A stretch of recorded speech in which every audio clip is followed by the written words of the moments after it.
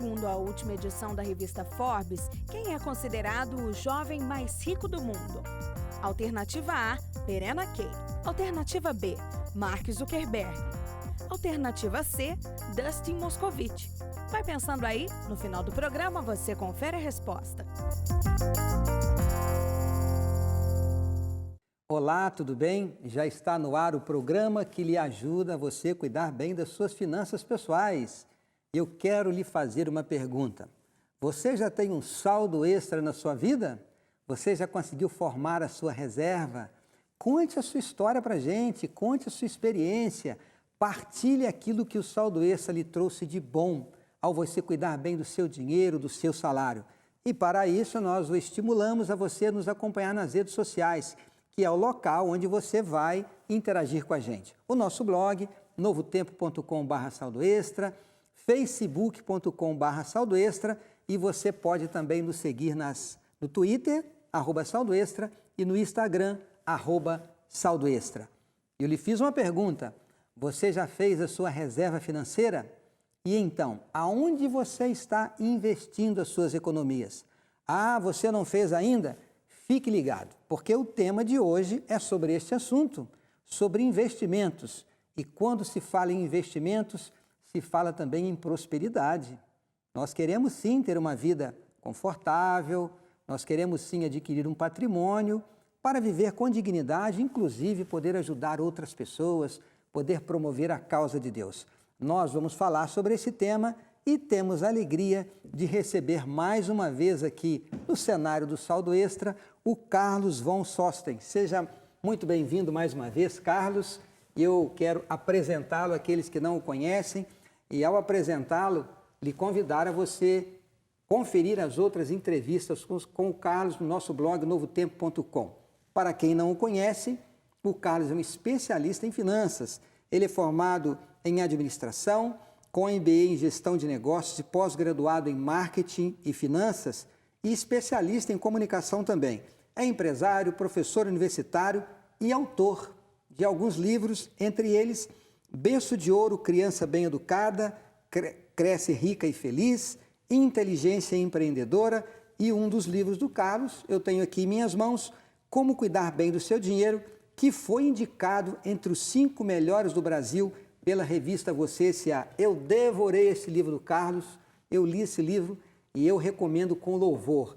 Ele vai incluir aí na sua pauta assuntos que têm a ver com a sua vida financeira e que temos abordado aqui no programa Saldo Extra. Carlos, o tema de hoje, ele tem a ver com o 3º capítulo aqui do seu livro, onde você dedica um tempo a falar sobre investimentos e prosperidade, construindo sua riqueza. A minha pergunta direta é, independente do tamanho da renda, é possível adquirir prosperidade e adquirir uma riqueza para viver com conforto, com tranquilidade? Com certeza. É interessante essa questão porque existem pesquisas, né?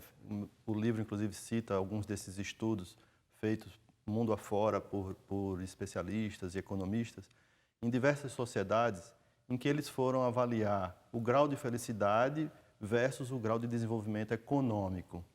E não há uma relação direta, né? As pessoas acham assim, quanto mais dinheiro tem numa sociedade, mais feliz ela é. Não encontraram isso.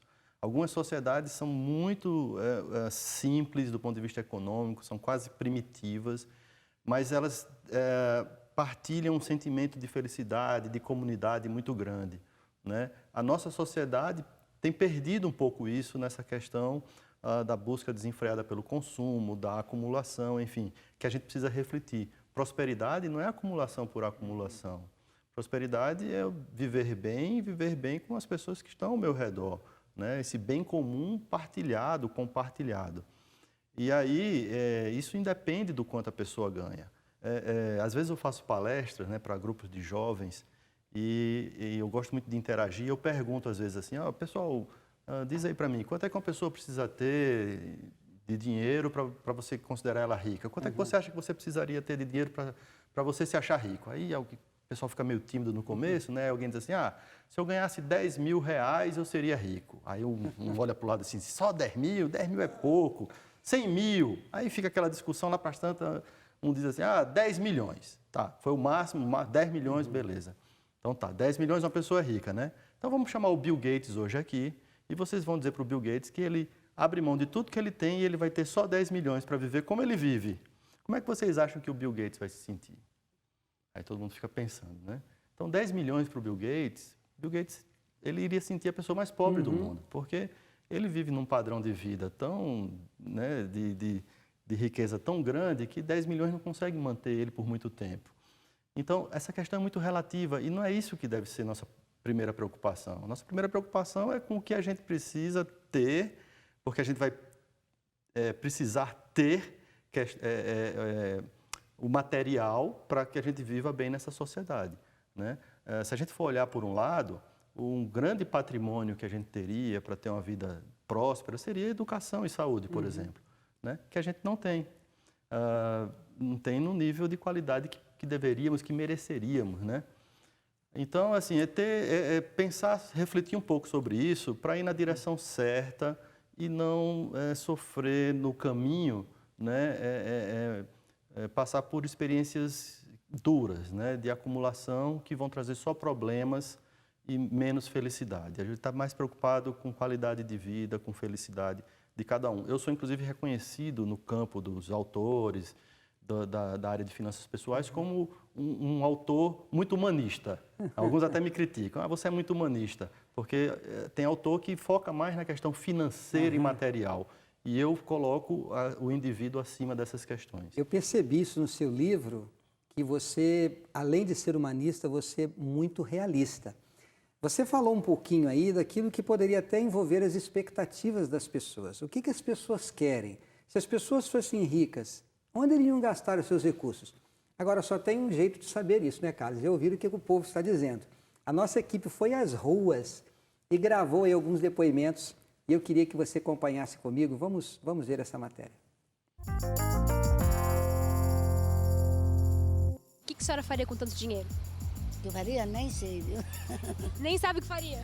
Nem sei o que faria. Ia comprar casa para mim, para os meus filhos, dar carro para meus filhos, carro para mim, ia ajudar uma entidade aí de asilo, de crianças carentes, dos velhinhos aí, dar uma forcinha para eles, ajudar um pouco os outros e ajudar eu e meus filhos. Se você tivesse todo esse dinheiro, o que você faria? Ajudava os pobres. Ajudava os pobres? Ajudava. Ia comprar alguma coisa para você? Ia. O quê? Ia comprar uma casa, uma chácara para me tomar conta e ajudava as crianças também da rua. Doava um pouco para a pobreza. Tem muita gente necessitada. Se eu fosse muito rico, eu ajudava. E com o resto do dinheiro que o senhor não ia dar todo o dinheiro para ajudar as pessoas? Não, daí o outro era para manter eu, né? A família. O que o senhor compraria? O que eu compraria? Muita coisa assim? Tá rindo assim porque tem muita coisa? A casa de morar, a chácara. Tem algum sonho de consumo, alguma extravagância assim? Eu quero tal carro. O que o senhor queria? Eu nem gosto de carro, não dirijo. Não dirige não. Então só ia querer comprar uma casa e uma chácara. Eu gosto muito de viajar. Ia viajar, levar minha família junto, que é uma coisa importante, né? Isso, eu tenho que ter minhas coisas que eu queria ter, só abrir negócios, comprar propriedades, se eu fosse muito rico. Mas agora, você acha que essa sua mentalidade aí de investir, né, gastar um pouco na hora, depois de investir, é uma mentalidade de uma pessoa rica ou uma mentalidade de uma pessoa pobre? No caso, no momento, de uma pessoa pobre que sou eu, né? Não, mas você é pobre agora, Sim, mas essa sua mentalidade, não, vou gastar, vou investir, vou fazer render, é mentalidade rica, não é não? É uma mentalidade de gente rica. Eu também acho. De quem vai ficar rico um dia. Exatamente, olha Vamos aí, tentar. Gente, exemplo do saldo extra esse moço aqui. Inicialmente colocaria no banco, viveria de juros ali, né?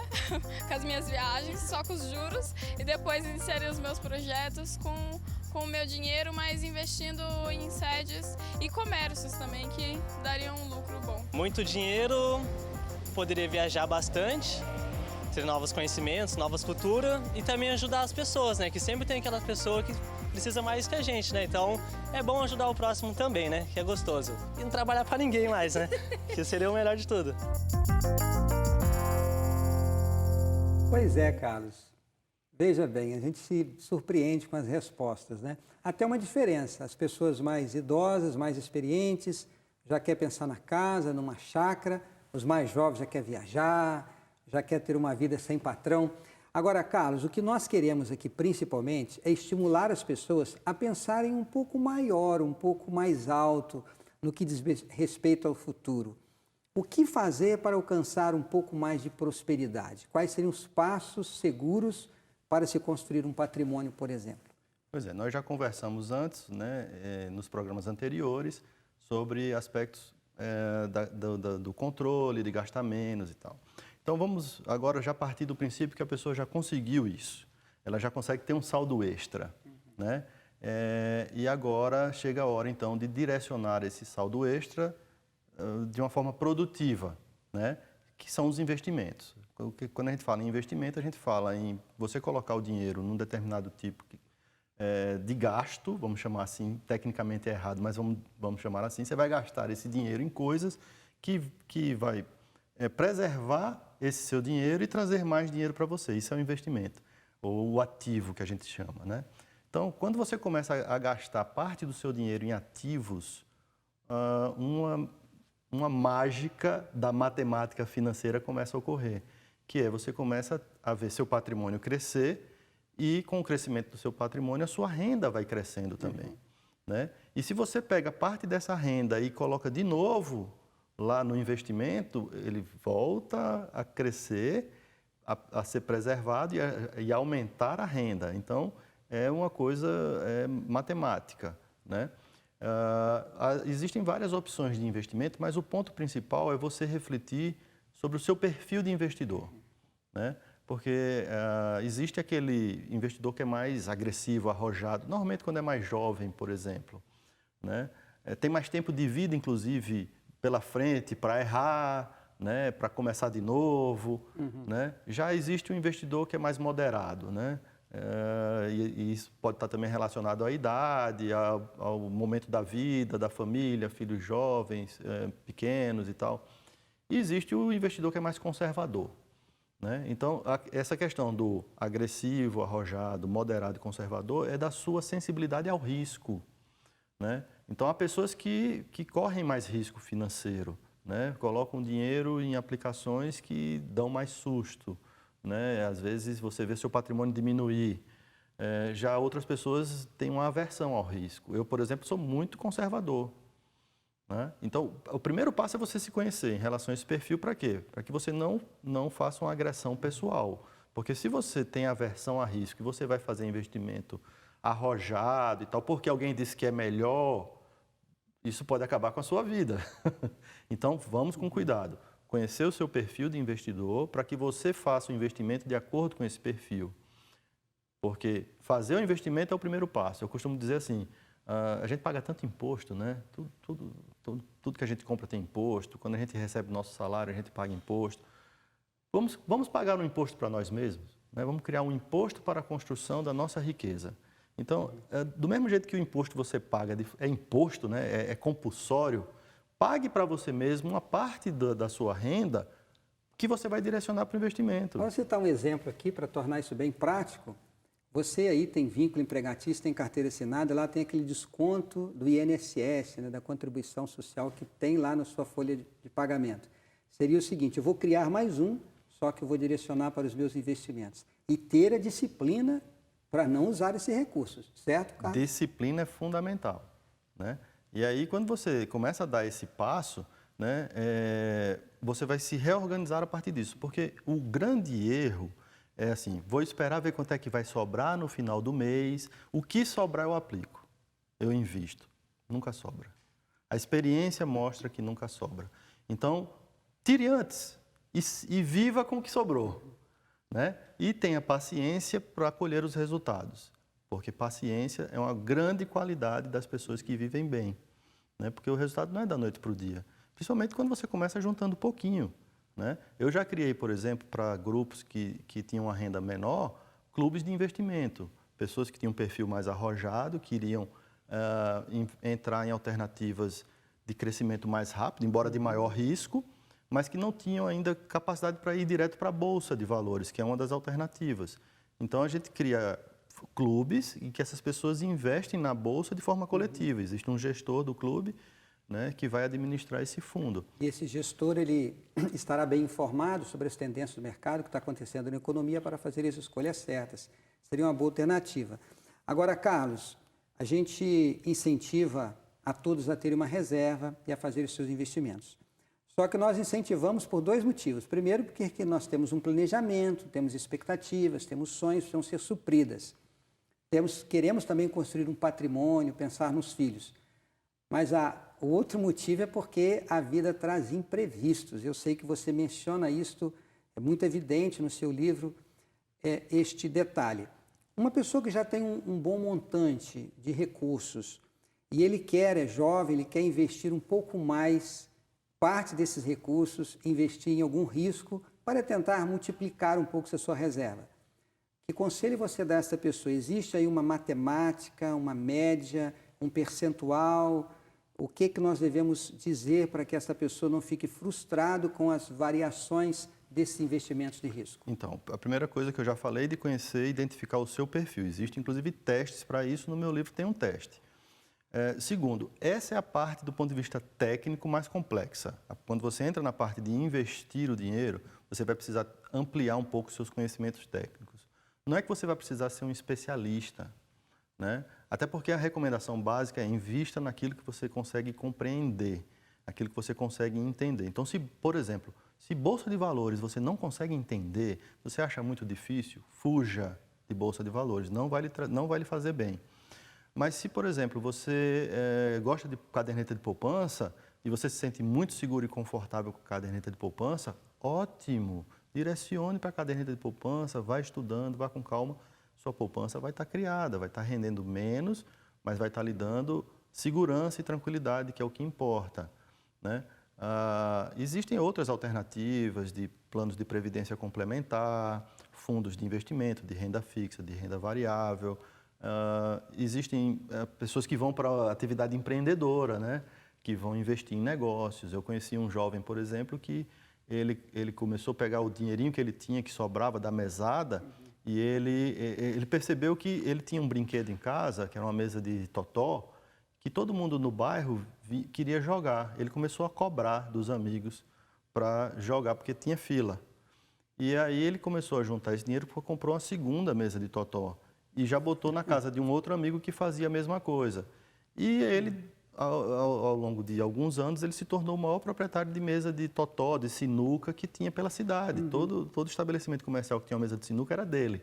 Foi onde ele fez o investimento. E aquelas mesas de sinuca estão gerando dinheiro para ele, né? Um ativo, por exemplo, que eu criei para mim, são os livros, né? Então, esse livro, Como Cuidar Bem do Seu Dinheiro, ele já tem 11 anos de publicado, mas ele ainda é super bem vendido, né? Tá aí nas principais lojas, as pessoas compram. Cada vez que alguém compra o livro, lá cai aquele dinheirinho na minha conta. Direito autoral. O direito autoral. Então, é um ativo para mim, né? Me custou muito trabalho, né? Porque o ativo você só constrói com muito trabalho. E aí é essa lógica que a pessoa tem que começar a mudar. Tá, você fala um pouquinho sobre essa questão de ativo e algumas pessoas confundem patrimônio necessariamente com ativo. Casa de praia é um ativo ou não é um ativo? Eu investi num carro, eu comprei um carro, ele tem um valor, ele tem um patrimônio, é um ativo ou não é um ativo? Até a própria casa, um estabelecimento. Que conselho você daria para que a pessoa saiba identificar aquilo que vai aumentar a sua renda e aquilo que não vai aumentar a sua renda? Em resumo, ativo é tudo que põe dinheiro no seu bolso. E passivo é tudo que tira dinheiro do seu bolso, né? Então, hoje, por exemplo, os jovens que estão começando a entrar na atividade, por exemplo, de tecnologia, essa turma jovem dessas startups de tecnologia, dessas empresas de redes sociais que estão ficando milionários, eles já trazem uma nova visão no seu conceito de ser milionário, né? Eles já não têm muito a questão, você vê que mudou muito. Se você comparar um empresário da era industrial bem-sucedido e um jovem milionário dessas empresas de tecnologia, você pensa que você não consegue nem ter um parâmetro de comparação, porque é muito diferente a forma como ele vive. É uma vida muito mais simples, porque ele está mais preocupado com, até que foi dito por uma das pessoas na entrevista, com o direito de uso do que com o direito de posse. Então, eles não ficam comprando iates, eles não ficam comprando casas em tudo que é lugar, eles não ficam investindo em coisas que são passivos e que só fazem tirar dinheiro do bolso deles. Tem impostos, tem manutenção, tem conservação e às vezes não está alugado, não traz renda. No caso do carro, deprecia. Exatamente. Eu sempre levo muito em consideração a questão da casa, né? É a única dívida que eu admito que a pessoa faça, é a dívida para a casa própria, mas que faça de forma bem feita, né? Não faça de qualquer forma. Você vê que todas as pessoas nas entrevistas, elas falam, se elas ganhassem muito dinheiro, elas comprariam a casa. A casa tem uma questão psicológica muito forte com a gente, né? É o nosso ponto de referência, nossa tranquilidade é na casa. Dá segurança para a família. Né? Então, assim, há essa ligação do homem, da mulher com a sua casa. E eu respeito isso. Então, tem gente que diz, não tem a casa, more só de aluguel e tal. Eu divirjo um pouco desse pensamento. Mas as outras coisas, já a casa de praia, outro bem que só faz representar um status, aí eu acho que realmente a pessoa tem que rever esse tipo de conceito, né? Porque você vai ficar gastando com aquilo, com a manutenção, com impostos, né? Vai ter que usar e para usar você vai gastar, né? Então tem que refletir se realmente vale a pena. E uma coisa interessante, 70% das pessoas que ganham grandes fortunas assim da noite para o dia, tipo loteria ou uma herança, elas perdem tudo. 70% das pessoas perdem tudo. Não tem informação, em alguns não tem anos. educação financeira. Exatamente. Então, a questão não é você ter muito dinheiro. Por isso que esse é o ponto que eu sempre bato, que eu sempre peço que as pessoas reflitam. A questão não é ter muito. A questão é você viver bem, né, aplicando princípios básicos dessa questão financeira. É bom dizer isso porque o conceito de riqueza para um pode ser diferente para o outro. E é importante que você entenda isso. O que é ser rico? O que é ter uma riqueza, ter um patrimônio? Pode ser que para uns sejam muito, para outros não. O mais importante é que você viva bem, que você seja feliz e que essa riqueza traga paz, traga tranquilidade e aquilo que a gente precisa para se considerar uma pessoa rica e ter bem-estar não é muita coisa, né, Carlos? Exato. Eu tinha uns 5 ou 6 anos, morava em São Paulo, né, que eu sou natural de São Paulo, e um dia eu estava muito influenciado pela mídia, negócio de carro, dos carros que estavam sendo lançados, os grandes carros, e eu cheguei para minha mãe, né, criança, acho que toda criança passa por essa fase, e perguntei, mãe, qual é o melhor carro do mundo? E minha mãe parou diante daquela minha pergunta, né, e não respondeu de imediato. Aí ela deu aquele tempo, aquela pausa, eu fiquei naquela angústia e ela disse, o carro do seu pai. Aí eu comecei a rir, mãe, a Belina velha do papai, mãe, tem o Galaxy, que eu sou bem antigo já, né? Tem o Galaxy, tem a Ferrari, como é que é a Belina do papai, mãe? Aí ela fez outra pergunta para mim, disse, meu filho, qual é o carro que ele leva para a escola todo dia? O carro do papai. Qual é o carro que ele leva para o médico quando você está doente? O carro do papai. Qual é o carro que ele leva para passear, para o teatro no final de semana? O carro do papai. Aí eu fiquei parado, aí ela deu um tempinho e perguntou, e agora, meu filho, qual que é o melhor carro do mundo? É aquele que eu posso ter, né? Então, são lições, assim, simples, né? Mas que trazem muito significado para a gente viver bem, para a gente ter qualidade de vida, com o pé no chão, de acordo com a nossa realidade, de acordo com nossos valores, princípios, naquilo que a gente acredita. Eu acho que essa construção desses valores, ela precisa envolver toda a família. Não é só o marido e só a mulher. Eles precisam sentar juntos e fazer um plano, olhar para o futuro e construírem juntos, um ajudando o outro. E, quando você fala aqui de planos, fazer planos que sejam alcançáveis, não tão pequeno para não se sentir frustrado, eu cansei, e não tão grande que não possa chegar lá. Acho que é um bom caminho, não é, Carlos? Com certeza. É muito ruim você traçar um plano audacioso demais e passar a vida inteira perseguindo uma coisa que é inatingível, né? Porque se fala muito, assim, tem muita mensagem de autoajuda, sonhe que você vai conseguir, deseje que você vai atingir seu objetivo e tal, mas a gente tem que ter cuidado, né? Porque, por exemplo, eu desejo voar, mas se eu pular de um prédio e bater o braço, eu não vou voar, porque a minha capacidade física não é adaptada a voar, eu precisaria de uma asa delta, de algum outro recurso.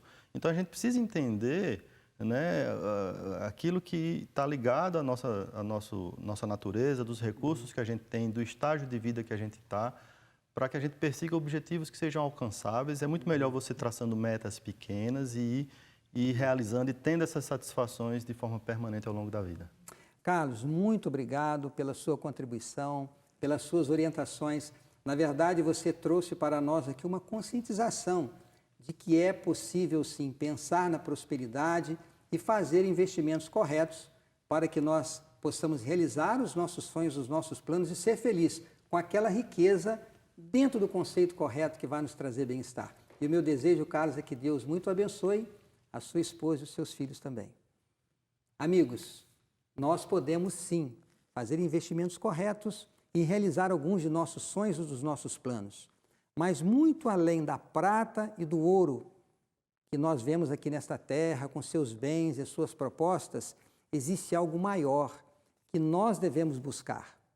E eu quero deixar aqui um conselho do sábio Salomão, para que você coloque, sim, os seus investimentos de uma forma prática, de uma forma inteligente, mas antes disso, busque algo que Deus quer lhe oferecer. O sábio Salomão diz as palavras: feliz o homem que acha sabedoria e o homem que adquire conhecimento, porque melhor é o lucro que ela dá do que o da prata e melhor a sua renda do que o ouro mais fino. Mais preciosa é do que as pérolas e tudo o que podes desejar não é comparável a ela. É esta sabedoria que vem dos céus, a sabedoria que vai ajudá-lo a você fazer as escolhas certas em tudo que você fizer nessa vida. Não apenas nos seus investimentos, nos seus planos, mas também sobre aqueles cuidados que você deve ter em casa com seus filhos e aquilo que é mais importante para você, os verdadeiros valores da vida. Fica aqui o nosso conselho e o desejo de que a bênção do Pai do Céu esteja ao seu lado. Muito obrigado pela sua companhia, um grande abraço e até a próxima semana.